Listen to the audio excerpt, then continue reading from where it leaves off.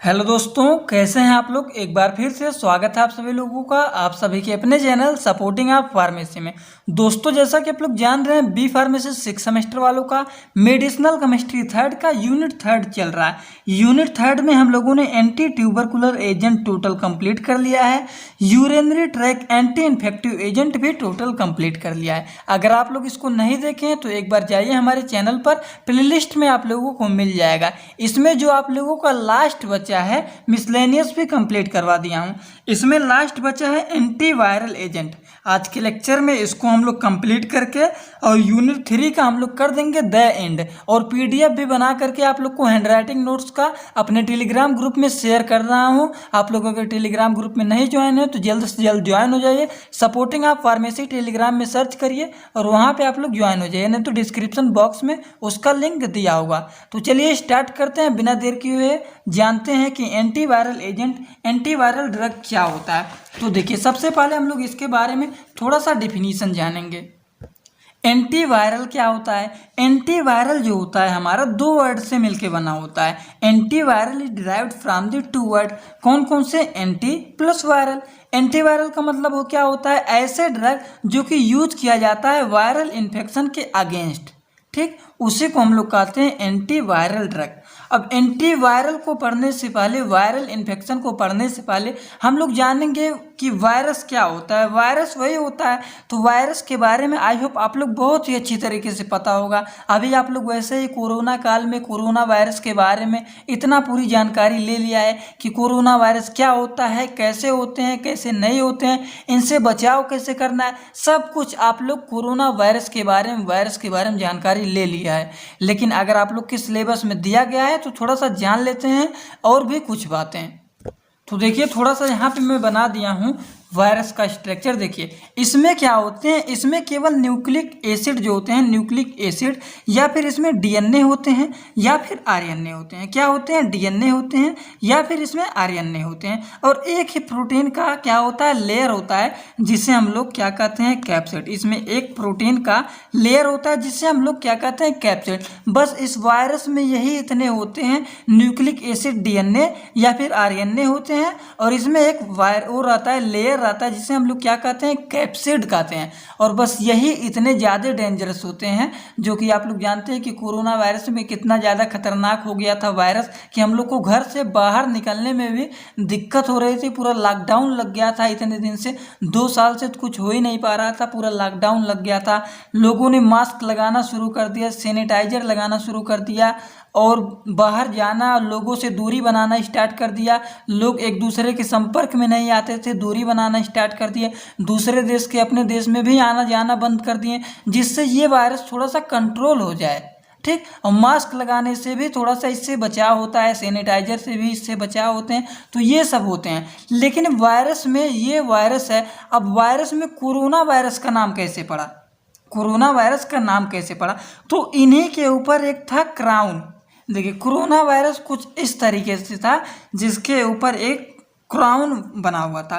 Corona virus का nucleic acid जो है वो आरएनए था। न्यूक्लिक एसिड इसका क्या था, डीएनए, और आरएनए में इसका आरएनए था। इसके ऊपर एक क्राउन शेप का स्ट्रक्चर बना हुआ था। आप लोगों ने देखा होगा, जैसे यूट्यूब पे जब कोरोना वायरस का लॉकडाउन लगा हुआ था तो जो बोलते हैं ओ माई गॉड, या फिर और भी बहुत सारे कार्टूनी वीडियोज बनते थे, उस पर वायरस आ रहे हैं तो सब लोग अपने घर में छिप जाते थे, फिर सैनिटाइजर मार देते थे तो वो वायरस मर जाते थे। अब हम लोग मास्क पहन लेते थे। तो ऐसे बहुत सारे कार्टून वीडियो बन गए थे जिसको आप लोगों ने देखा भी था।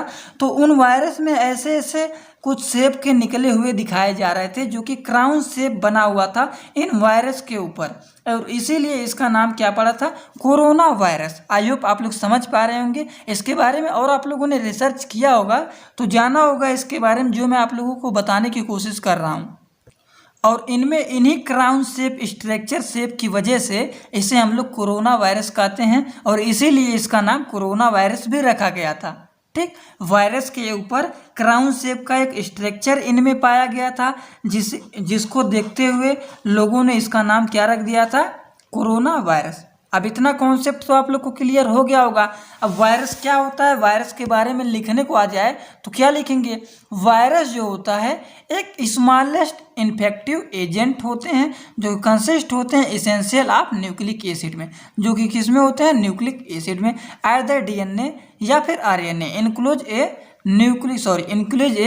प्रोटीन कोट और कैप्सिड, ठीक, जिसको हम लोग प्रोटीन कोट भी कहते हैं या फिर उस लेयर को हम लोग क्या कहते हैं, कैप्सूड कहते हैं। And A virus can not replicate it own, ये जो होते हैं वायरस खुद से अपनी संख्या को नहीं बढ़ा सकते जब तक इन्हें कोई होस्ट सेल नहीं मिल जाता है। मतलब ये वायरस जब तक किसी दूसरे के अंदर नहीं जाते हैं, जैसे वायरस किसी भी लिविंग के अंदर नहीं जाते हैं, अगर वो किसी के अंदर जाएंगे तभी वो अपना क्या कर सकते हैं, ग्रोथ कर सकते हैं। अगर एक दूसरे के अंदर नहीं जाएंगे तो ये ग्रोथ अपना नहीं कर सकते हैं, खुद से अपनी संख्या को ये विकसित बढ़ा नहीं सकते हैं जब तक ये एक दूसरे के अंदर होस्ट सेल में नहीं जाएंगे। तो it must attach and enter a host cell, जब तक ये होस्ट सेल में इंटर नहीं करते हैं तब तक इनका ग्रोथ नहीं होता है। And it then the use of host cell energy to synthesise protein and DNA and RNA virus are difficult to kill, जो होते हैं डीएनए एंड आरएनए वायरस जो होते हैं उनको किल करने में बहुत जल्द डिफिकल्ट होता है, क्योंकि because they live inside the cell, क्योंकि ये जो होते हैं डीएनए आरएनए वायरस ये हमारे सेल के अंदर रहते हैं, इसीलिए इन वायरस को किल करने में क्या होता है, डिफिकल्ट होता है, क्योंकि ये क्या होते हैं, सेल के अंदर पाए जाते हैं। ठीक, आप लोगों को दिख रहा है कि नहीं, यहाँ पे जो मैं बता रहा हूँ, देखिए शायद आप लोगों को नहीं दिख रहा है, मैं बताया हूँ DNA and RNA virus are difficult to kill. DNA and RNA virus जो होते हैं इनको किल करने में बहुत ज़्यादा डिफिकल्ट होता है, क्योंकि ये जो होते हैं सेल के अंदर रहते हैं, इसीलिए इनको किल करने में क्या होता है, डिफिकल्ट होता है। And any drug that kill virus में आल्सो किल सेल, ठीक, कोई ड्रग जो होते हैं वो वायरस को किल करते हैं, many also kill. I hope आप लोग को इतना तो समझ में आ गया होगा। और ये स्ट्रक्चर जो बताया हूँ वायरस का स्ट्रक्चर और कोरोना वायरस का नाम क्यों पड़ा, यहाँ पे थोड़ा बहुत देखिए हिंदी में भी लिख दिया। आप लोग इसको लिखना चाहते हैं तो वीडियो को रोक करके लिख के समझ सकते हैं, ठीक। और वैसे यहाँ पे अच्छी तरीके से लिखा गया है। अब हम लोग इनके क्लासिफिकेशन की बात करने जा रहे हैं कि क्या होता है क्लासिफिकेशन इसका, एंटीवायरल ड्रग, ठीक। तो चलिए अब एंटीवायरल क्या होता है इसके बारे में देखें, यहाँ पे लिखा गया, आप लोग लिख सकते हैं ना। अब आप लोग सोच रहे होंगे अगर डिफिनीशन एंटीवायरल का पूछ ले तो इतना लिखेंगे काम चल जाएगा, अगर इतने में नहीं काम चलेगा तो चलिए थोड़ा सा और दिखा देते हैं एंटीवायरल के बारे में। देखिए यहाँ पे आप लोग को थोड़ा सा दिखा दे रहा हूँ मैं एंटीवायरल का डिफिनीशन क्या होता है। एंटीवायरल देखिए, antiviral drug medication, antiviral drug used for treating viral infection. मैंने आप लोगों को बताया एंटीवायरल ड्रग जो होता है दो वर्ड से मिलकर बना होता है, anti plus viral. Anti means होता है ये वायरल इन्फेक्शन को ट्रीट करने के लिए दिया जाता है।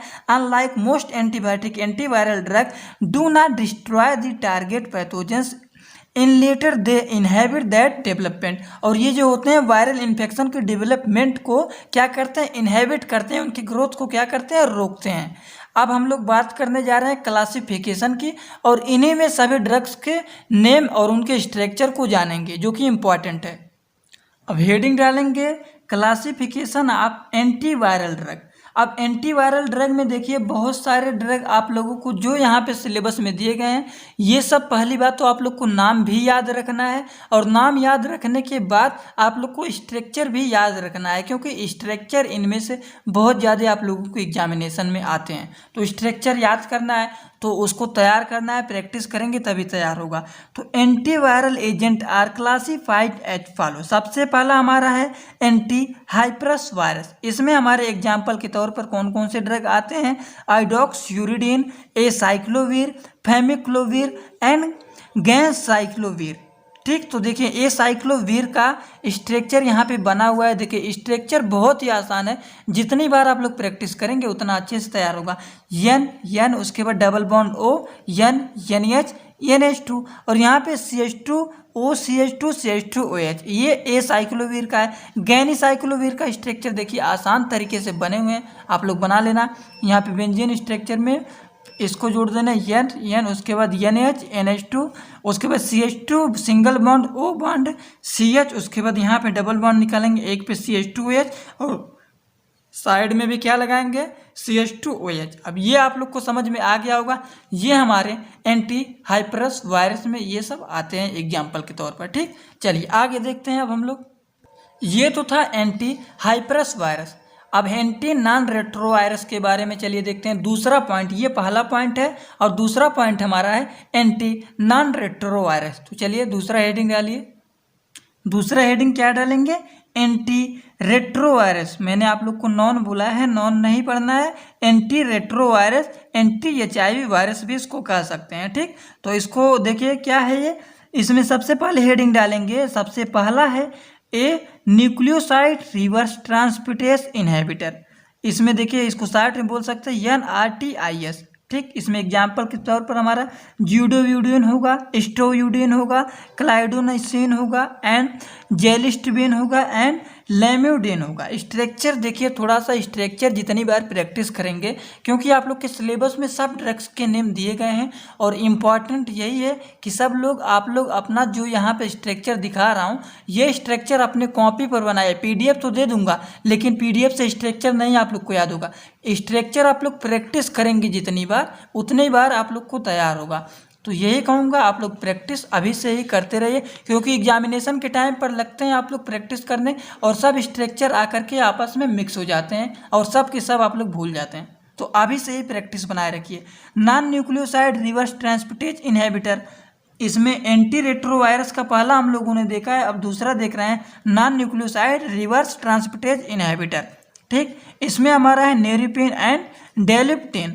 स्ट्रक्चर यहाँ पे देखिए बना हुआ, स्ट्रक्चर आप लोग बना लीजिएगा। दूसरा प्रोटीएज इनहिबिटर है।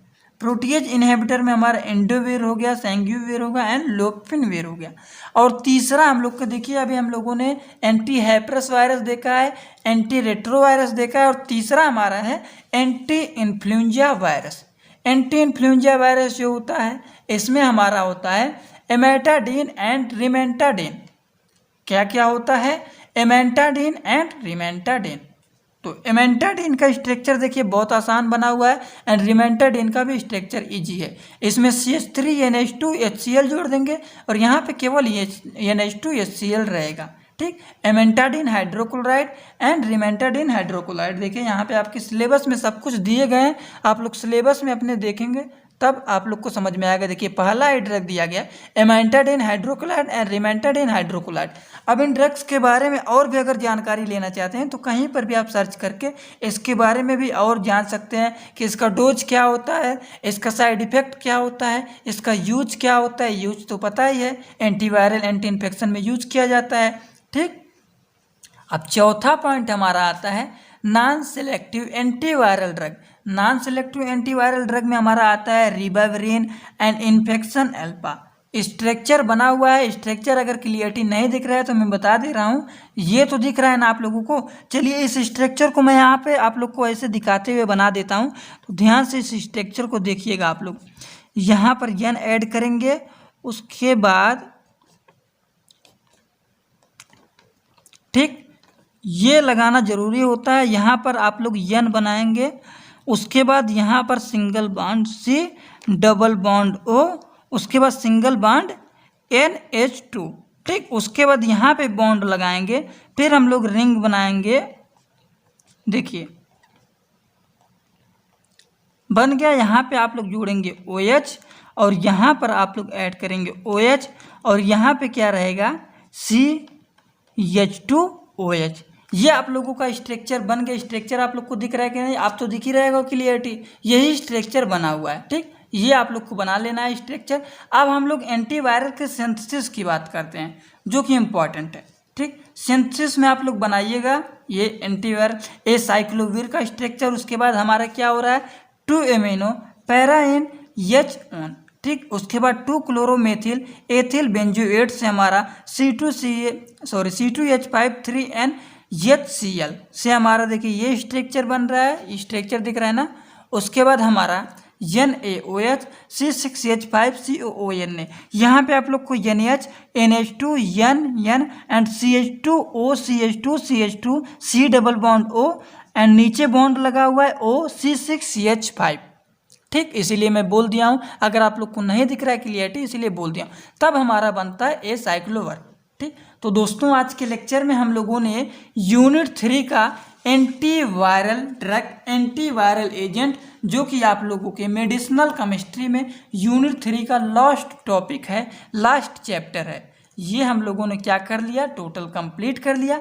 अब किसी को कोई भी अगर कंफ्यूजन हो तो कमेंट बॉक्स में दोस्तों ज़रूर बताना, जिससे अगला यूनिट स्टार्ट करने से पहले आप लोग का पहले क्या करेंगे, डाउट को क्लियर करेंगे। ठीक, तो चलिए दोस्तों, वीडियो अच्छा लगा हो तो वीडियो को एक लाइक जरूर कर देना, और हमारे टेलीग्राम ग्रुप में नहीं ज्वाइन है तो वहाँ पे ज्वाइन हो जाना आप लोग, सपोर्टिंग आप फार्मेसी टेलीग्राम ग्रुप में, नहीं तो इंस्टाग्राम में भी कहीं पर भी सर्च करेंगे तो हमारा ही चैनल आप लोगों को मिलेगा। वहाँ पे आप लोग इंस्टाग्राम में भी आप लोग कुछ पूछना हो क्वेश्चन, वहाँ पर भी आप लोग फॉलो करके पूछ सकते हैं, और टेलीग्राम ग्रुप में नोट्स भी आप लोग ले सकते हैं। चलिए दोस्तों, thanks for watching my video. Like comment share and subscribe this channel.